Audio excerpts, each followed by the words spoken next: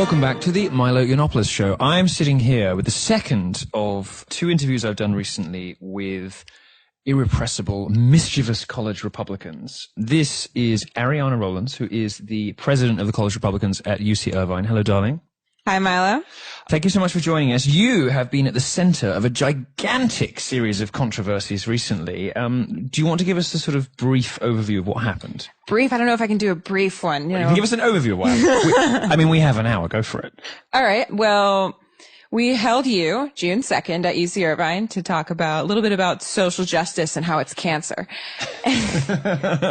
She's looking at me with a little mischievous glint in her eye. Little. So you get to say these things in my interview that you can't say to Fox. No, certainly not.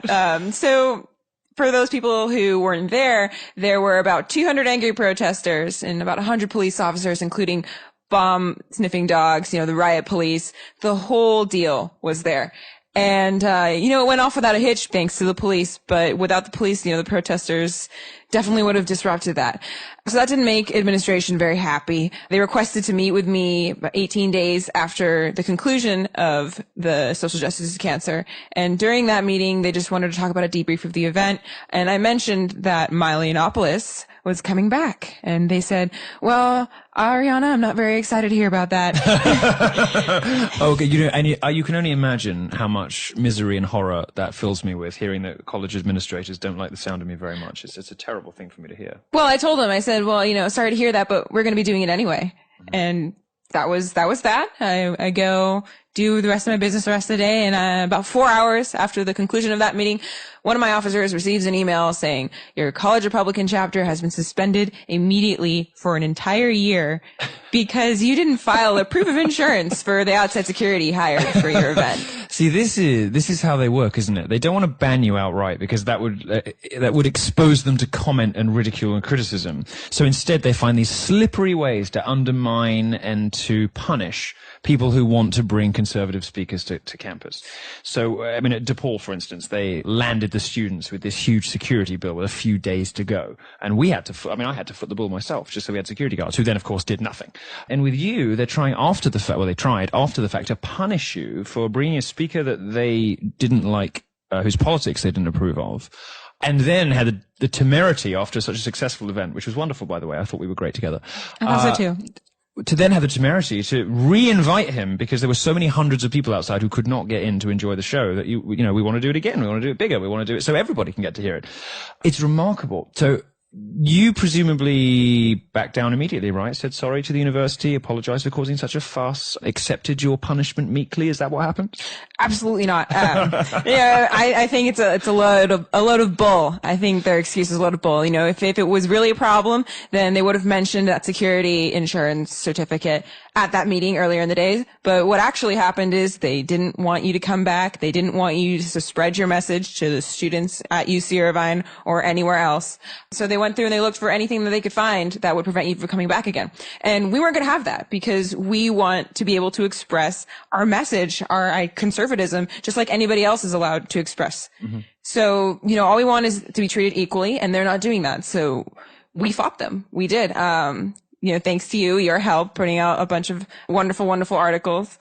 I really personally like the one you put out yourself. That was my favorite. I did, normally, of course, because I'm busy jet setting all over the place. I'm normally reduced to the status of coordinator these days. I'm barely a functionary at Breitbart. I merely direct people to write things. I barely get time to do anything myself. But I did take time out of my day to write an article about what would happen if UC Irvine took the same approach to other organizations that they'd taken to you. And my thesis was basically, if you ban the college Republicans because what they said to you was, you can't hold events. You're not banned from campus, you just can't hold events. Well, that's the whole purpose of the society. So it's the same in effect, really, as just banning you.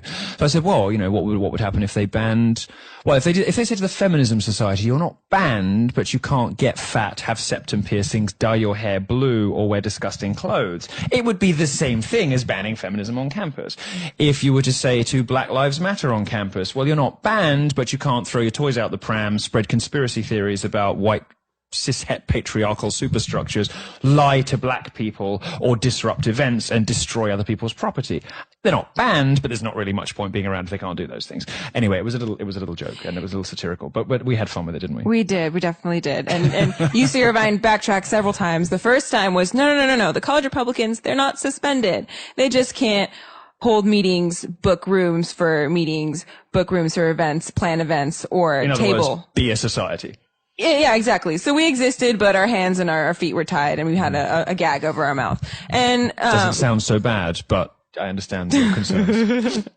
After that, the next thing was they invited me to submit an appeal, which we were never going to do that. But that's unusual, isn't it, for them to come to you the reason we're going into so much detail on this is I just love to explore, because I want people to understand the extraordinary slipperiness and the lengths to which these institutions will go to achieve censorship by some other means, by some other name. Because when people say, oh, well, you weren't banned from campus, what are you complaining about? Your free speech hasn't been threatened. Well, there are a variety of different ways that universities hostile to conservative points of view can make life difficult. And at DePaul, for instance, the university administrators told Chicago PD not to intervene when the stage was stormed and somebody snatched a microphone and somebody swung for me and another person on the stage said, just try me, squaring up to me, I thought he was going to hit me, and the security and the police officers were instructed by the university not to intervene. These are some of the ways in which universities can sort of machinate against free speech. And I want to go into the details here because I want people to understand what college Republicans, Young Americans for Liberty and Turning Point, all these organizations are up against inviting any conservative speaker, really, not just me. So they first said, your understanding of it was that you were banned, and then they sort of backtracked and said, well, you're not banned, you just can't hold events. And then, weirdly, they invited you to submit an appeal, but they only, presumably, they invited you to submit an appeal after they started to receive negative press coverage. Is that right? Yeah, well, they received about 700 one-star reviews on their Facebook, then they disabled that. And then people instead took to posting all over their Facebook wall. There was at least 1,000 angry messages from people there. I know. Thoroughly disreputable, terrible behavior that we, of course, in no way endorse whatsoever. Nor did we endorse it when it happened to DePaul, who were never getting their rating back. They had about, so many thousands of people, and DePaul obviously being less tech savvy than UC Irvine. They don't even know how to disable the rating. I don't even know if they've noticed That's yet. Unfortunate for them. But they've got 1.1 out of 5 stars on Facebook, and that ain't never coming back. That's it now. Anyway, well, they deserve it. I take no pleasure in this, of course, except I take a huge pleasure in it. So they started to get a backlash, not just from the right-wing press that they could presumably have written off as, just the right-wing press. No, they actually got from people. Yes, from people and from left-wingers. The Bernie Sanders Club on campus, the Anteaters for Bernie Sanders, fondly nicknamed Bernie-Eaters, came out in support for college Republicans. They demanded that the ban be overturned. The Bernie Sanders, I just want to be completely clear so listeners get this around their heads because I've never heard of this before. The Bernie Sanders Club came out in support of the college Republicans and said that the university should overturn the ban because it was unfair. Yes. That's amazing. I know a lot of respect to them because while we don't agree on anything politically, not one thing, I think Bernie, not even minor things. I think Bernie doesn't like NAFTA and TPP, so maybe there's that. Okay. Maybe. And maybe Hillary. Yeah, well, no, he said he'd vote for her, so not even that. Not even that. Oh dear. But anyway, free speech, however. Free speech is something we can agree on. Appears to be one of the things all credit to them. It's a very, very creditable thing that they did. It is. Very impressive. And they continue to support you, haven't they? Yeah, we will be working together in the future. Amazing. Well, hopefully, what I would love is for them to stage some, why don't they get their favorite dangerous speaker and you can get your favorite dangerous speaker and have a real debate, the likes of which hasn't been seen on campuses before. We'll talk in a minute about what the plans you and I have, but perhaps separate to that, wouldn't it be nice if universities, which are failing entirely, to my mind, to give people the full range of opinions, the full diversity of intellectual opinion, political thought in, almost any course you care to mention, if the students started saying, well, you're not going to teach us properly, and you're not going to expose us to the best that has been thought and said and written, and you're not going to bring the most interesting, provocative, and thoughtful speakers to campus. We'll do it ourselves. I think it's great. And that sort of We'll give them an education, the education that they deserve, but they're not getting. Exactly. I think it's phenomenal. It's so great. And you know, the thing that I really admire about you is you're so fearless and you just don't take no for an answer. And you're still not happy, are you? Because no. You may have read the coverage on this, but just to fast forward a little bit, college sent you 2 letters since. They've rescinded the ban. They've said you're fine. You can start booking rooms again. They've completely overturned what they did before. Why are you still not happy? Well, they think it's over with, but it's far from over. We want to make sure something like this never happens again. It happens all over college campuses, not only in California, not only in the UC system, but across the nation. And nobody does anything about it. They win a small battle here, they win something there, and that's the end of it. That's the end of the story. But we're not going to let it go. We're not going to let that happen. We are going to ask UC Regents to release a resolution that says no more discrimination based on political philosophy, not just for conservatives. Not just for Bernie Sanders, but for everybody, for liberal, conservative, not just for campus organizations, but for that student who writes and argues a conservative point in their essay and gets an F on it. That's not going to happen anymore. We're fighting for everybody's rights, not just people who are politically active. It's extraordinary to hear somebody who has that fire in their belly and you talk like a warrior, you know, like a proper conservative warrior. And so many students, with no disrespect to many people out there with very strongly held beliefs, who nonetheless don't take the fight to the other side. You're one of the colleges I've been to where clearly the college Republicans have backbone and are trying to do something to the system to make it better for the people who come after you. I just want to make things better. I just want to help make a change that actually has some influence. Nothing like this has ever been done before. There's never been a college or a college system that says no more discrimination against anybody holding a particular political belief. Yeah. And everybody has them. Everybody has beliefs. Everybody believes a certain thing. And no particular belief is wrong. You know, it might not be smart. It might not be educated, but it doesn't make it wrong. It might be wrong, but that's not, I mean, it might be wrong. It doesn't make it inherently wrong. But it doesn't mean that you can't believe that. Right? Exactly. Yes. So it doesn't make it inherently wrong. And everybody should be able to speak whatever it is they think and argue for whatever point they want to make and hopefully get a more educated opinion out of that. And university surely should be somewhere where we can all agree that more speech is always a good thing. It should be, but it isn't. Yeah. And that needs to change. So let me just ask you a quick question before we go to break, because you mentioned about students sort of expressing conservative opinions in essays and getting an F. Now, most people at home will find that very shocking. They will think to themselves, well, you know, so I understand and I believe you that the universities are probably being slimy and slippery because they don't want Milo on campus, they don't want Ann Coulter on campus, they don't want Gavin McInnes, you know, those sorts of people, right? So they'll put up obstacles in the way. But can it really be true that somebody expressing a conservative point of view will get penalized academically just because they have the wrong political opinions? My experiences on campuses suggest that that's exactly what's happening. What have you seen at UC Irvine to suggest that that's the case? One of my professors was talking to a student about police officers, and it was a writing class, and she made a comment. She said, well, you know, I don't really like police officers. I think that they're pigs. Right. And we were arguing it was basically a class about social justice. So when you write that essay, universities teach these days? Yeah. I mean, it was about people's rights. Yep. So when you write that essay, if you're going to write something that's pro-police, knowing that the person who's grading that essay is very anti-police, you're setting yourself up for failure. Yes. And some people do that. They write conservative points in their essays, and they'll get marked down for that. And you've seen that happen? It's happened to me. Really? Yeah. I'm not pushing you because I don't believe you. I just want people to hear it from your mouth, because sometimes people don't believe me because on the other side of the aisle and they're like, you know, oh yeah, of course, who would say that?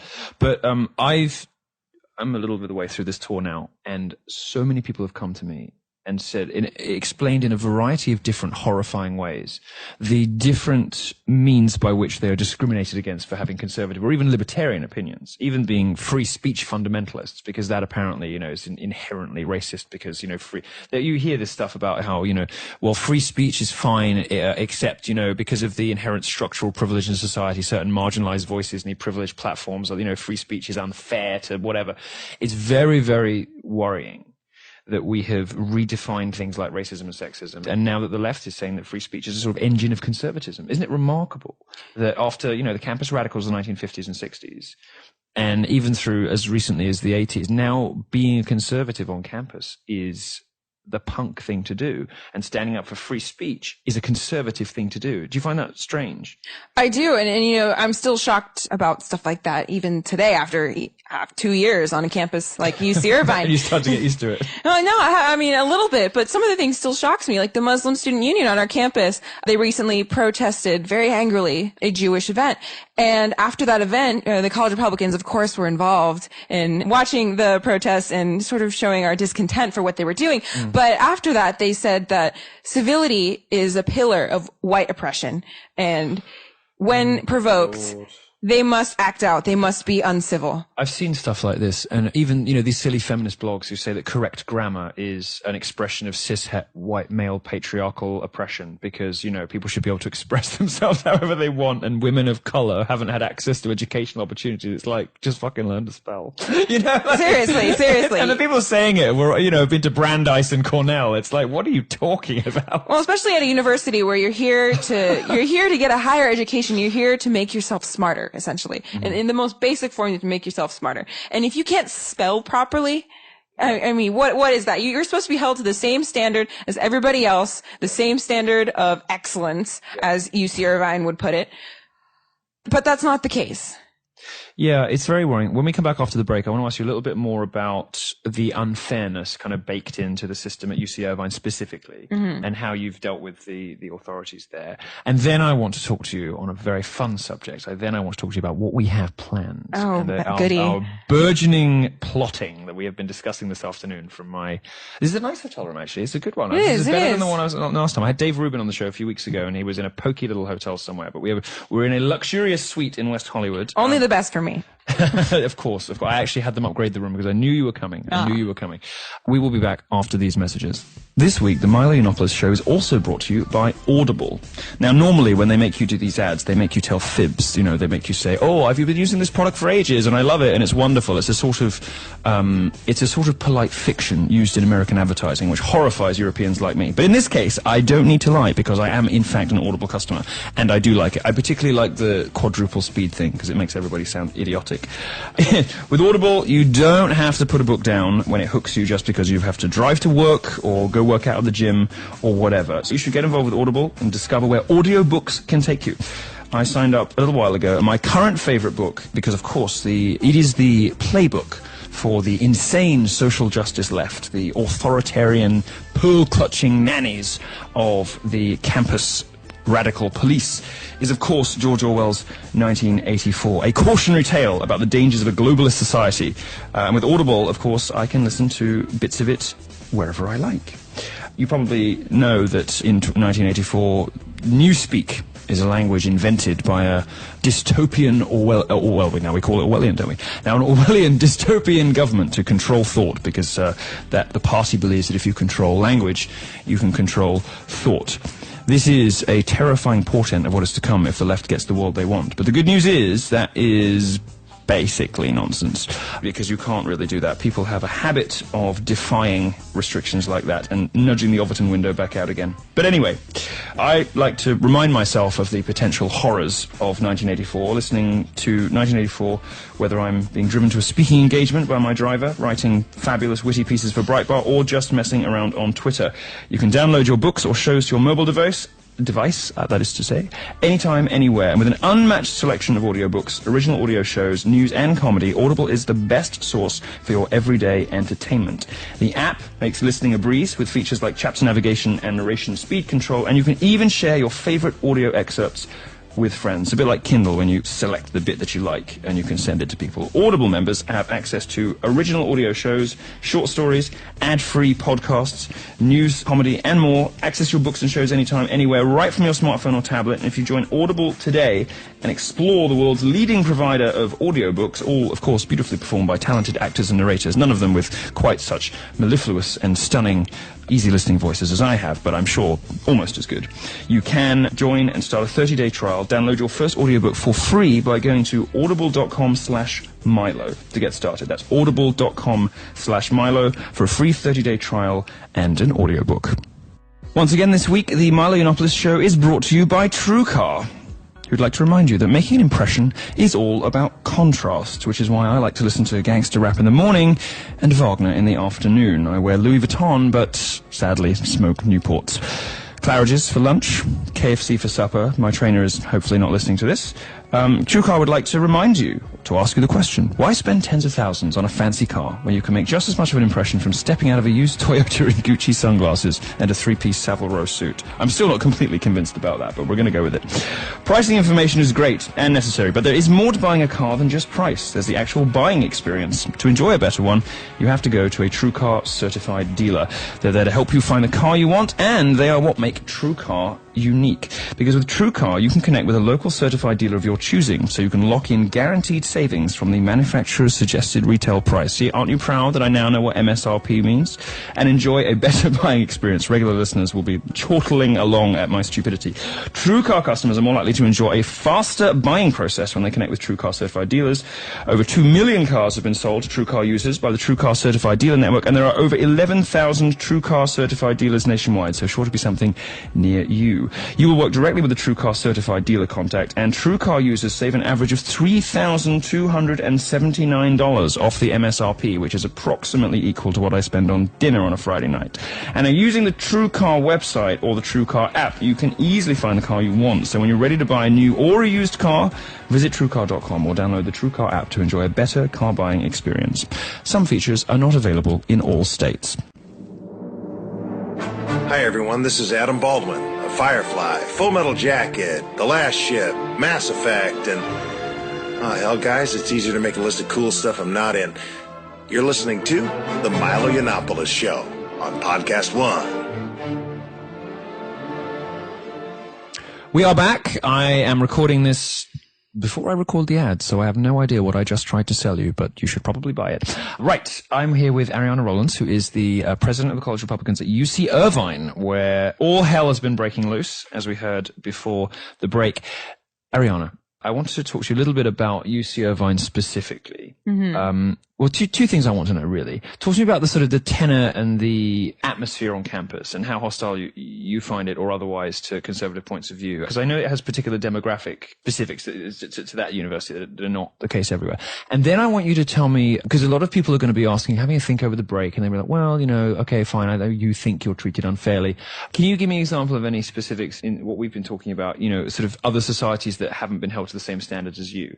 And just sort of wrap all of that up in a, you know, your thoughts about how it is to be a conservative, specifically at UC Irvine. How does the system make you feel, and how do the professors and the administrators make you feel, and how do they treat you differently?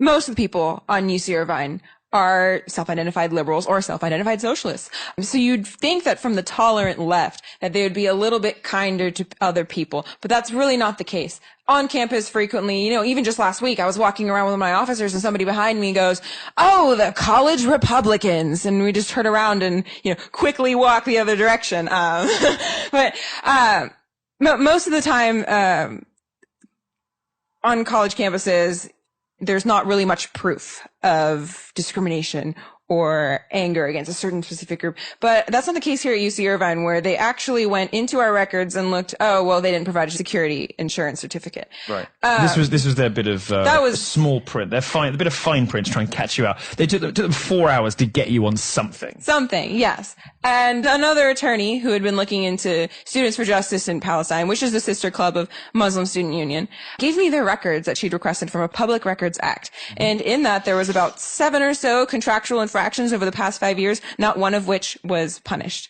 So, I see. So you got this from the lawyer, and this is a clear example of them holding you to different standards to those that they held an organization on the left to. Yeah, it's a very clear example. They were funded by the school, which college Republicans at UC Irvine were essentially not. No. Each club is allowed $10,000 every year. They're allowed to ask for $10,000. Yeah. So college Republicans asked for $1,250 for you. Yeah. And in the end, we received $181 from the school. Okay. Meanwhile, the Muslim Student Union requested the $10,000 to host their anti-Semitic, anti-Israel events, and received the full $10,000 from the school. Wow, really? Yeah. The college Republicans, the organization on campus that represents 50% of voters, that represents, you know, half the population, and an entire, you know, half of the political public arena got $181. 181.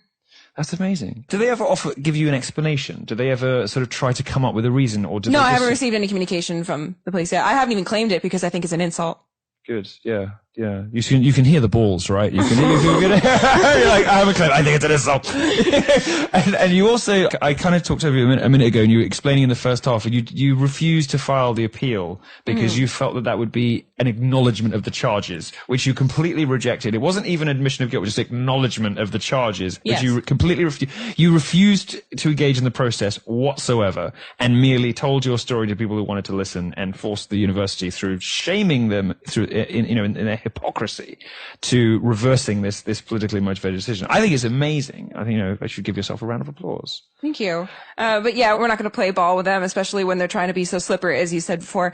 There's no way that... It's underhanded, isn't it? It is. And they think people don't talk to each other. They don't know. They think there isn't a media out there desperate to report on this stuff. I mean, what's wrong with these people? Oh, I'm not sure why they definitely didn't handle it very well. I mean, they waited 4 hours instead of waiting a week. If they were smart, that's what they would have done. They would have waited a week. Right. But no, 4 hours. Or until July, when your renewal comes up, the next time you try to book a room, say, well, actually, you didn't follow the rules last year. And then by that time, it would all have been gone. There would have been no excitement about it in the media. There would have been no sort of head of steam still on campus. Nobody would have cared. Well, we're giving them tips now. Yes, if you're a university administrator, switch the program off now. No, you know what? I don't mind telling them how to do this better because they're so dumb we're going to win anyway. They're not going to listen to you anyway. They're not going to listen, and they're so stupid that that even if they do this, they'll slip up some other ways. So I never mind telling people I'm going to beat them before I beat them because they're never clever enough to win on this stuff. All right. Let's get to the fun bit of the conversation. This is what everybody has tuned in for, because by the time you listen to this, I will have been tweeting incessantly and to an irritating degree. Never irritating. More even so than usual. Oh, you're wonderful on Twitter, by the way. Tell people your Twitter handle. I am Queen Ari. I am Queen Ari. So you should follow her, not just because she spends most of the day praising me. I do. And we spend all of our time throwing sassy and adorable compliments at one another, but also because she is in her own right wonderfully defiant and mischievous, so you should follow her. But what I was going to ask you about is what we have planned for the future. Now, obviously, ordinarily, in these circumstances, I would have put my tail between my legs and run a mile, suitably admonished and beaten down after the evil and oppressive actions of the university. But you have persuaded me to overcome my natural shyness and diffidence. You have persuaded me to overlook my usual so difficult self-effacing character personality, my usual instinct to back away from a fight. And you have persuaded me to teach the college a lesson. I bribed you. Yeah, we can't talk about that. Oh, okay. You have persuaded me to help teach the college a lesson. Mm-hmm. If they hadn't done this, I would have moved on. I would probably not have come back to UC Irvine, except, of course, to see you. Maybe for a year or two, maybe ever, I'd been to that college. I would have had no motivation to come back. But because of what they did to you, I have been persuaded that it might be a good idea to return. And so return I shall. Why don't you tell listeners a little bit about what we have planned? Obviously, everything is still up for discussion, including the exact date, which we're locking down at the moment with my tour manager, Tim. We have a lot up in the air, but give us the broad contours of what you have in mind. So we are going to have you back a little bit before the November elections, and we're going to have you lead a rally for the Republican Party. And it's going to be huge, as Donald Trump would say. Are you a Trump supporter, by the way? I'm a huge Trump supporter. Oh, thank God. I thought you must be. I don't know. I hadn't ever actually asked you this, but you can always tell when somebody is funny, smart, has just the right amount of sass and doesn't take no for an answer. You can kind of tell they're going to be a daddy person. So we're going to have you back. Yeah, it's going to be a big rally. It's going to be huge. It's going to be in the middle of the park at UC Irvine, and there's going to be, at least 5,000 can fit in that park. So wow. We're going to have that many people there all ready to see you. We had 1,000 last time, and they just couldn't get in. They just couldn't get in. So now we have huge lead time. Mm-hmm. All of the press that's been around this event is going to be open to the public. Yep. We're going to have a big rally. The capacity unlike anything I've done on the tour before, but it's California, so I'm not too worried about filling that space. Are you? No, not at all. I think that, we only had about a month to promote your event last time, and we got 1,000 people to turn out. Now it's the election. And now it's the election. Everybody wants to know about politics. We're going to talk about, and everybody wants to see you, especially the young people. You have a talent. Stop it. You have a talent. It's a unique talent. Stop it. I'm going red. To get young people involved in politics, because UC Irvine is mostly a politically apathetic campus. Mm-hmm. And when you came, everyone on campus knew about you. Whether it was good, it was bad, they were paying attention. Mm-hmm. And you evoked an emotional reaction which formed an opinion. And that is something that we want to do. It's so important just for people to have the discussion, people just to have the debate about whatever it is, whether it's social justice, social issues, or more importantly, politics more broadly. Just to start talking about politics with their friends is interesting and useful. And I'm not even a hugely political person. I like culture and, I like gender and race stuff. I like culture, and it all feeds into politics, of course. But just having people enjoy real conversations that they might otherwise have been too afraid to have for fear of expressing conservative opinions, or because they just assumed everybody else agreed with them, is a wonderful thing. Now, it's not my natural inclination to needlessly and gratuitously antagonize people, but UC Irvine does have a particularly large Muslim student body. That is correct. It's the largest in any Californian school. And I have recently been speaking quite a lot about the structural problems between Islam and gay people, and some of the butting of heads, to put it mildly, in the wake of Orlando that can happen when the left insists on immigration, multiculturalism, says that all minorities are oppressed people who should be hating straight white males and all loving each other and getting on with each other, and creating, these bizarre absurdities like Queers for Palestine. Which is, they are the stupidest people in America. It's like Jews for Nazis. No, it's literally like Jews for the re-establishment of the Third Reich. I mean, 97%, no, you know what? I keep saying 97, it's actually 96. Not that it makes much difference, but I like to be accurate. 96% of Palestinians think homosexuality is an unacceptable lifestyle choice. And you've got these aging idiots on the streets of San Francisco. I mean, we're all oppressed, we've all got to stick together. Idiots.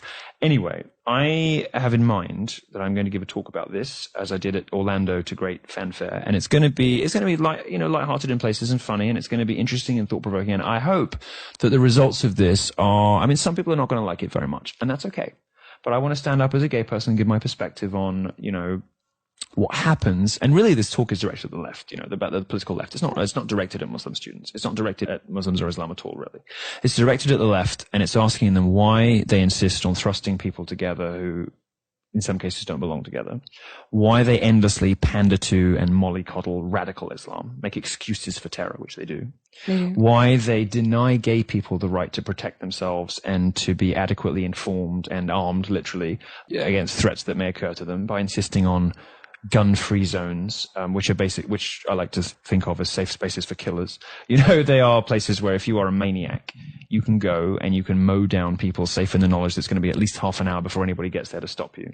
And they insist on more gun control. Why these idiotic celebrities and brain-dead commentators and barking mad politicians don't seem to care about the threats to the minorities they always say that they're there to look after. So we're going to talk a little bit about that, and I hope it's going to be a very thoughtful talk. I'm going to try and bring as many statistics and facts and, sincerity to it that I can. Some people aren't going to like that it's even happening at all, but that's the plan.